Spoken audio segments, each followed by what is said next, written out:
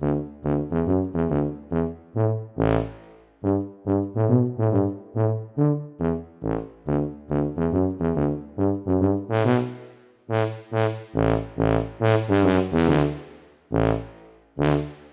le bonjour, aujourd'hui on est le 26 août et je suis venu donc au rucher des Acacias. C'est un rucher où je ne vous avais pas ramené souvent, je crois que il me semble qu'on était venu voir que j'avais posé les nasses à frelons l'an dernier, mais je crois pas vous avoir refait de vidéo depuis ici. Donc ici on est chez Joël, vous savez où j'avais récupéré les seins qui étaient posés par terre là, il y a 2 ou 3 ans maintenant. Et donc Joël m'a proposé de faire un rucher là, puisque là on est dans un bois d'acacia. Donc évidemment l'acacia est fini de fleurir depuis longtemps, mais en tout cas les abeilles se portent super bien ici. Et en plus là il n'y a pas très longtemps, je ne sais pas si ça y est encore, il y avait 2 champs de sarrasin et 2 champs de tournesol à proximité. Donc ce qui fait que j'ai apporté les abeilles, vous savez, que j'ai récupérées dans le toit à Vaubusin. Et donc je les ai amenés ici puisque ça mielait. Je me suis dit plutôt que de les nourrir avec du sirop, je vais les emmener là où ça miele. Sachant que dans les autres ruchers, ça miele plus beaucoup là. Alors les hausses sont encore posées parce que là, elles sont à moitié pleines, à moitié vides. Cette année c'était vraiment une récolte catastrophique. Mais bon ici, voilà, il n'y a pas de souci. Et là c'est un rucher vraiment, ça roule, ça bombarde, ça miele, ça y va. Et c'est là où je fais le plus de miel. Voilà. Donc merci à Joël de me prêter ce terrain, donc bon, en échange de quelques kilos de miel, mais bon ça c'est un échange de bons procédés on va dire entre gens civilisés. Donc merci Joël, c'est cool parce que ce rucher là il est vraiment très bien. Il commence juste à être un petit peu à l'ombre, donc je demanderai peut-être à enlever quelques acacias devant là parce que le soleil commence à avoir du mal à passer à travers les arbres, mais sinon voilà ça miele bien, ça va. Les abeilles sont en bonne santé, il n'y a pas de souci particulier. Il y a des frelons qui arrivent et je sais qu'il y a des gens, vous êtes déjà débordés par les frelons. Nous ici, c'est pas le cas. On a eu un printemps tellement pourri que je pense que ça a bien agi sur les frelons. Alors oui, j'ai fait du piégeage l'an dernier, j'ai fait du piégeage à l'automne et au printemps, mais je pense pas que ce soit ça qui ait fait baisser autant la pression des frelons. Faut rester cohérent et je pense que la météo est certainement plus responsable que moi de la baisse d'activité des frelons. Voilà.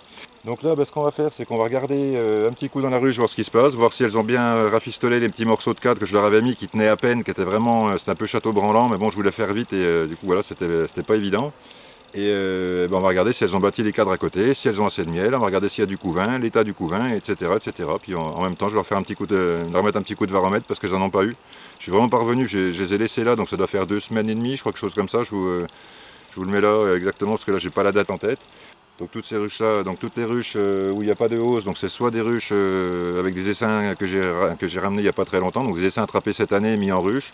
Certains ont eu un petit peu de mal à se développer, j'en ai qui sont devenus orphelins, donc que j'ai reméré un peu tardivement. Donc c'est pour ça que celles-là n'ont pas eu de hausse, quoi.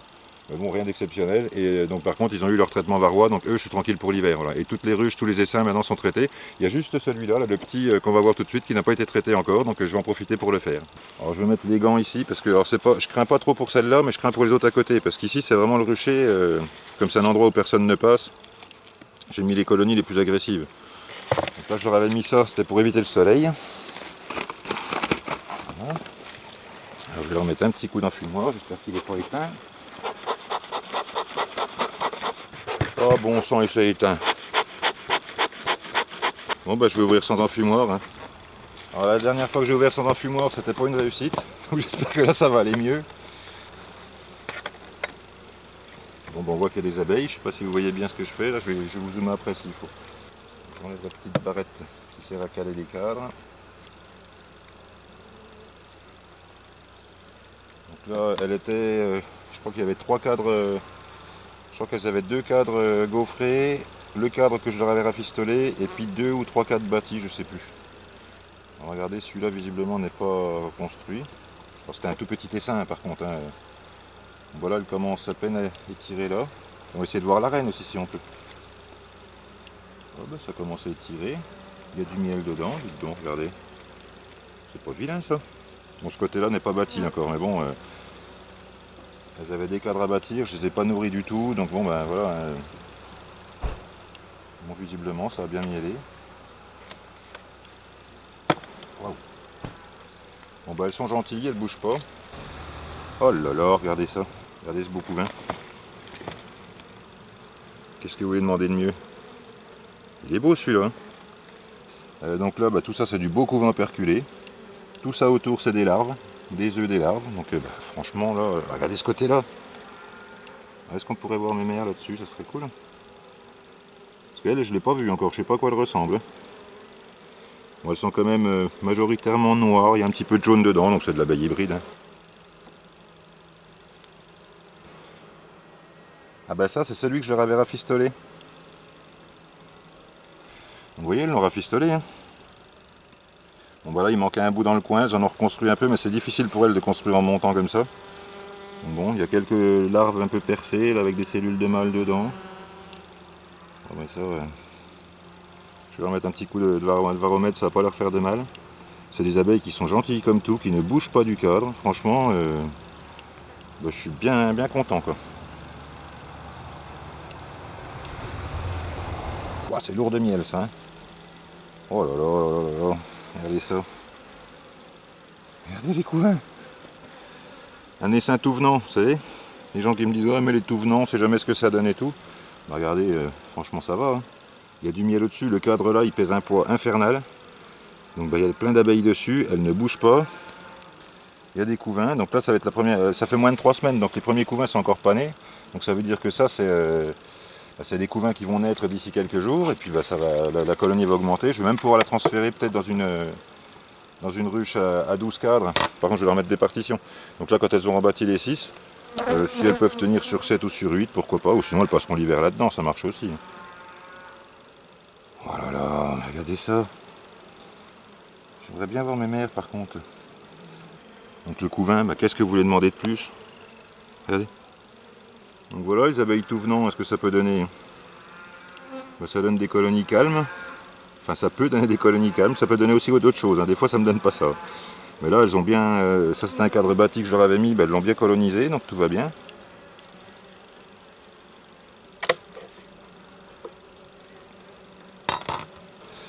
Donc là bah, de ce côté-là c'est pas bâti non plus. Ce côté-là elles ont commencé bien à le bâtir. Vous voyez. Bah, ça roule, mais ça roule, je m'attendais pas aussi bien, vous voyez, parce que c'était vraiment un petit essaim, donc je m'attendais pas à ce qu'il aille aussi bien que ça. Donc bah, Ludo, si tu vois tes abeilles, hein, je ne t'ai pas rappelé depuis d'ailleurs, voir si tout allait, je pense que oui. Donc voilà les abeilles qui étaient dans le toit du local agricole, ce qu'elles sont devenues, bah écoutez franchement, là elles sont sur 1, 2, 3, 4 cadres, et puis ouais, elles sont à peine sur 5 cadres, puisqu'elles ont la moitié de celui-là, et puis la moitié de celui-là à moitié bâti, donc ouais, elles sont sur 4 cadres et demi, on va dire à peu près, quoi. Bah c'est pas mal tout ça, franchement... Je suis agréablement surpris et en plus elle ne manque pas de réserve, donc ça veut dire que ça a bien mielé dans le coin, donc j'ai bien fait de les mettre là. Quoi.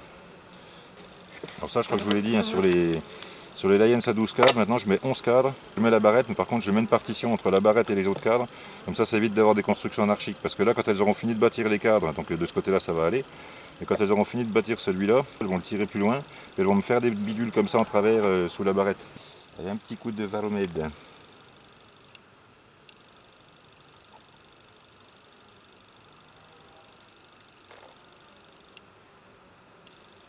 Elles ont fait des beaux couvains, elles ont fait des beaux, vraiment des beaux rayons, des beaux couvains. Elles ont bien rafistolé le rayon que je leur avais bidouillé là. J'avais peur que ça tombe dans la voiture pendant le transport, même si j'avais été les chercher que le lendemain, ils ont dû avoir le temps de recoller. Mais franchement là c'est de bonne heure quoi. Voilà voilà. Bon bah écoutez celle-là ça suffit. Alors par contre ça c'est plus valable puisque les abeilles qui étaient là-dedans ont été transférées. Donc là je vais mettre vos busins. Voilà. 26 08 ponte couvain réserve ok entre parenthèses beau avec un point d'exclamation et traitement varomède. Voilà, celle-là c'est fait. Voilà, ça les protège un petit peu, ça évite que le soleil tape trop fort dessus et que ça me les chauffe. J'avais peur au début que ça les fasse repartir, donc j'aurais mis ça. Finalement je l'aurais laissé puisque bah, ça dérange pas. Hein. Bon, les abeilles sont infernales, elles attaquent la caméra, elles ont attaqué le micro. Je vous mets des images pour vous montrer un petit peu à quoi ça ressemble, pourquoi je ne vous ai pas filmé le reste.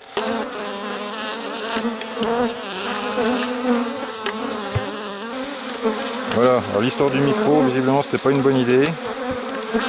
Le bilan, donc c'est que la colonie de Vaubusin qui est dans la ruchette 6 cadres, bien que je ne l'ai pas nourrie, je ne l'ai pas aidée, j'ai rien fait du tout, elle va super bien, elle a un super beau couvain, elle est douce comme tout, les abeilles tiennent au cadre, elles sont majoritairement noires avec quelques jaunes dedans, mais ça bon voilà, de toute façon dans le coin on peut guère faire autrement. Et ben je suis plutôt content. Je suis même carrément content. Et donc c'est une colonie qui va bien visiblement. Donc ça c'est certainement une colonie que je multiplierai l'année prochaine.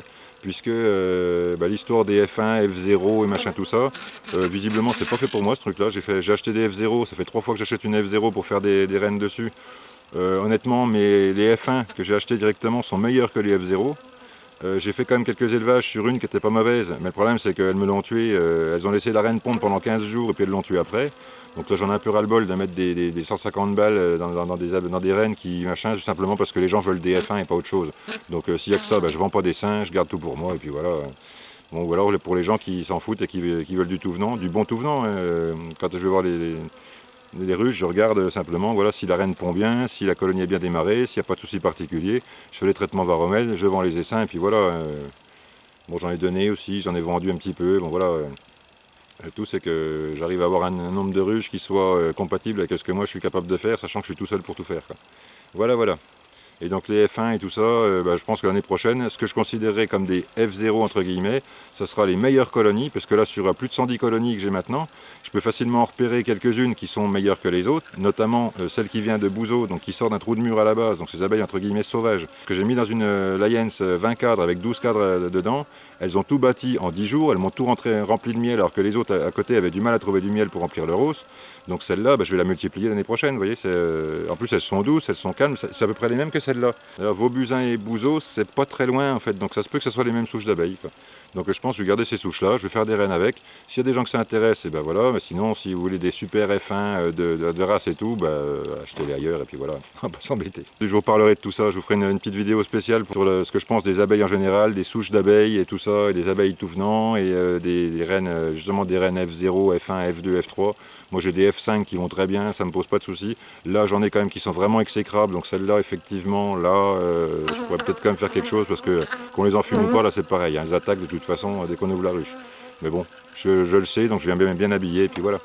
Allez, je vous reparlerai de tout ça plus tard. Là, je parle beaucoup trop, comme d'habitude. J'espère que ça vous a plu. J'espère que vous êtes aussi content que moi d'avoir eu des bonnes nouvelles des petites abeilles de Vaubusin. Et puis maintenant, il ne me reste plus qu'à vous dire, comme d'habitude, portez-vous bien, soignez bien vos abeilles et à bientôt pour les prochaines vidéos.